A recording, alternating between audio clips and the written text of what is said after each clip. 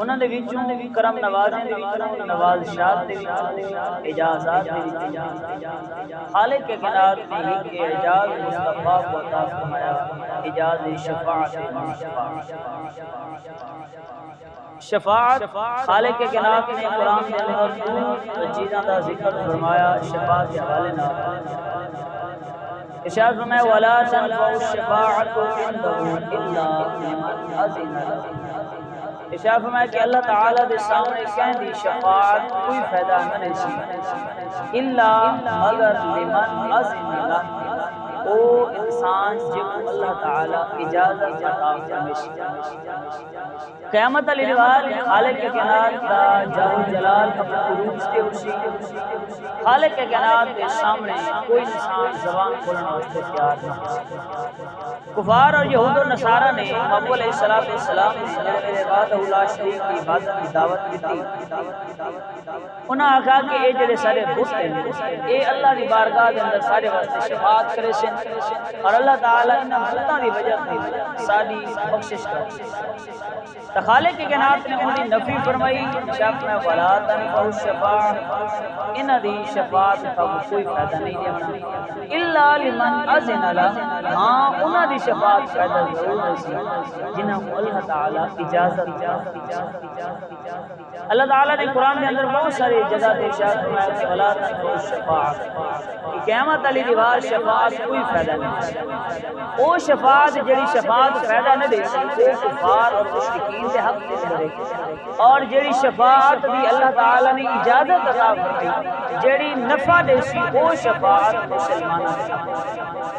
اللہ تعالی نے وہ شفاعت دا حق مصطفیٰ کو عطا فرمایا، وہ شفاعت کرنے دا حق اللہ تعالی نے مصطفیٰ دے صحابہ کو عطا فرمایا، اہل بیت کو عطا فرمایا، اولیاء اعظام کو عطا فرمایا، قرآن کو عطا فرمایا، نماز کو عطا فرمایا، حفاظ قرآن کو عطا فرمایا۔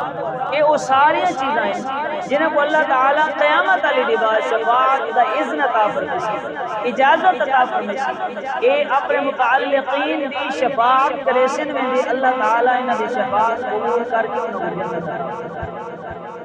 یہ اللہ تعالی نے ہی اصول بیان فرمایا، اور اہل سنت دا شفاعت کے بارے عقیدہ یہ ہے کہ اللہ تعالی نے محبوب علیہ السلام کو شفاعت کا اذن عطا فرمایا۔ قیامت علی دوار محبوب علیہ السلام اپنے گناہگار امت کی بخشش واسطے دعا کرے سے شفاعت کرے سے۔ سب تو پہلے شفاعت کرنے والی ذات ہوئی مصطفیٰ دی، جہدی سب تو پہلے شفاعت قبول کسی ہو بھی ذات۔ اور محبوب علیہ السلام نے اجازت ہے کہ محبوب علیہ السلام نے شفاعت کرنے تو بعد ہی اللہ تعالیٰ اے لوگوں کو اجازت عطا فرمائے اور وہ اپنے متعلقین کی شفاعت۔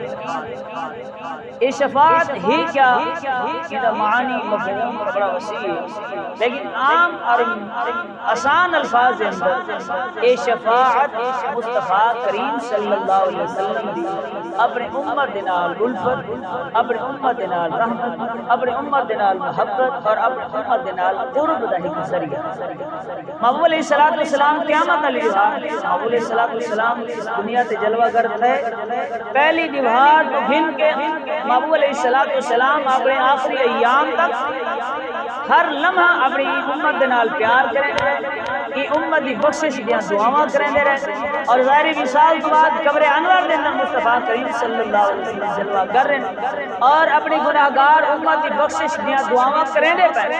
محبوب علیہ السلام دے حدیث پاک دا مفہوم ہے کہ انسان دے اعمال محبوب علیہ السلام دے سامنے قبر انور دے اندر پیش کیتے ہیں۔